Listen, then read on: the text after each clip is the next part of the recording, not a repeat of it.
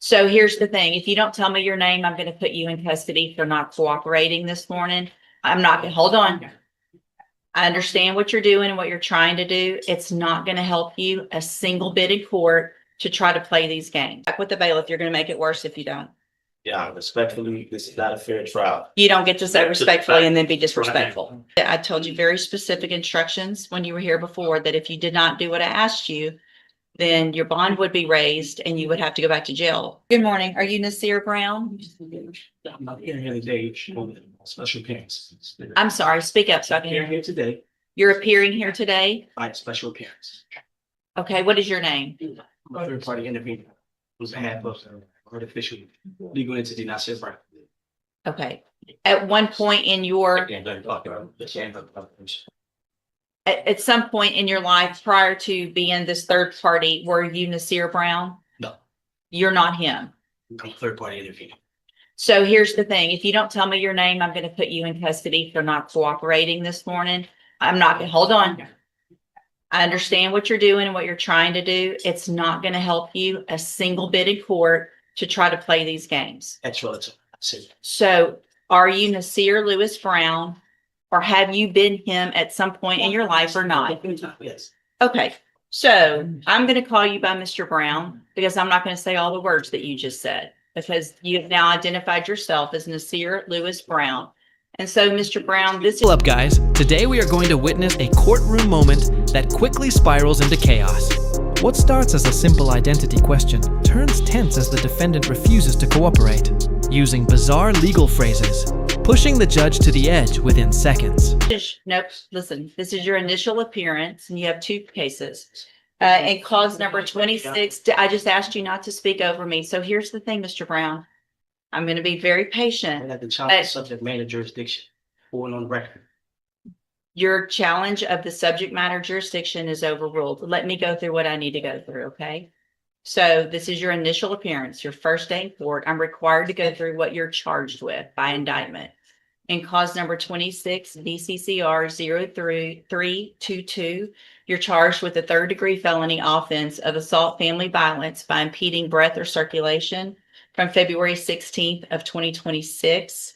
And then in cause number 26, DCCR 0323,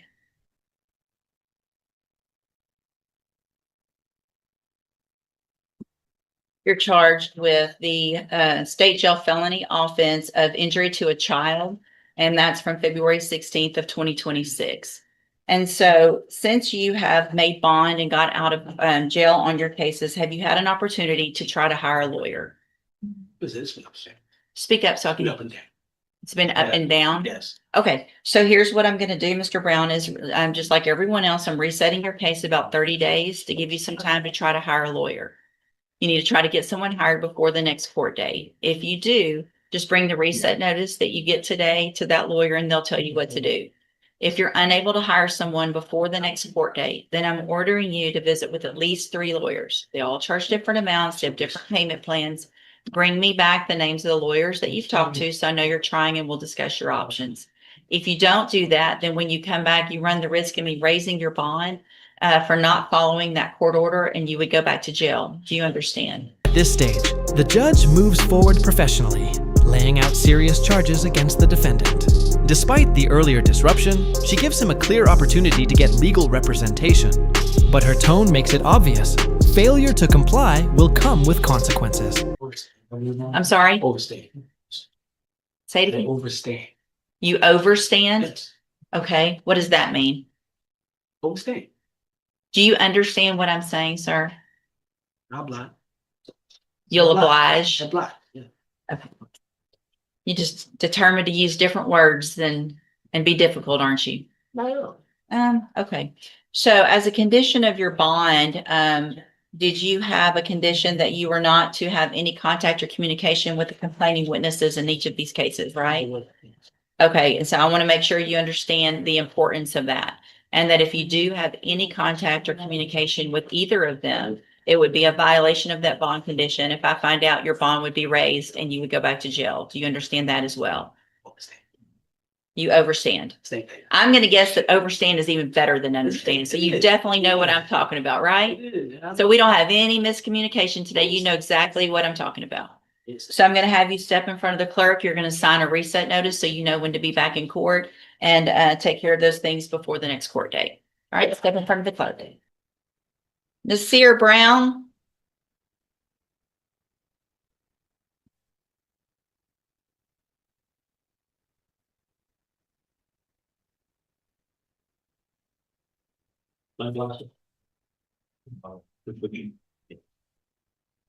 Are you Nasir Brown? I'm sorry. We were here before. You've been here before, but you have to speak up where I can hear you. Here, the tension builds again as the judge explains strict bond conditions. But the defendant continues responding with unusual language. As the hearing progresses into a follow-up, it becomes clear he hasn't taken the court's instructions seriously. Executing beneficiary of the trust in hand. Of the trust of what? Of the trust in hand, yeah. Of the trust in hand? Whose Yes. hand? What trust? The execution. Did you bring a copy of it? I wasn't able to get to the copy. I do have. Take the glasses off. I need to see your eyes, please. These are my prescription glasses. That's okay. So I'm having a hard time understanding you. You need to speak up and speak clearly so that the record can be clear. You were already here and I gave you an opportunity to try to go hire a lawyer for your 2 cases. Did you get a lawyer hired? Able to do it. Who'd you talk to? Made a few calls to the guy, Rafe. What's his name? Rafe King? Mm-hmm. Wasn't able to get through. Who else? That's the lawyer that I chose. So if you chose him, you should have gotten him. I mean, he has the same, there's somebody that answers his phone every week. I understand. I know how it works. I told you to hire someone or visit with at least 3 lawyers. Made an attempt. You made an attempt? Okay. Did you go see Mr. Kimler? Did you make an appointment? Wasn't able to do that. Why not? I'm not in a position to go back and forth in front of a lawyer that's in this state that I'm not from. This is foreign language.